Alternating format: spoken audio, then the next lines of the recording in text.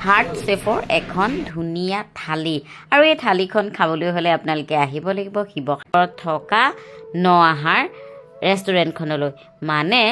ইয়াতে আমাক খাবলৈ নিমন্ত্ৰণ জনালে আৰু ইমান ধুনীয়া হাৰ্ট শেপৰ খানা আপোনালোকে শিৱসাগৰ ক'তো নাপায় দেই অকল নআহাৰতেই পাব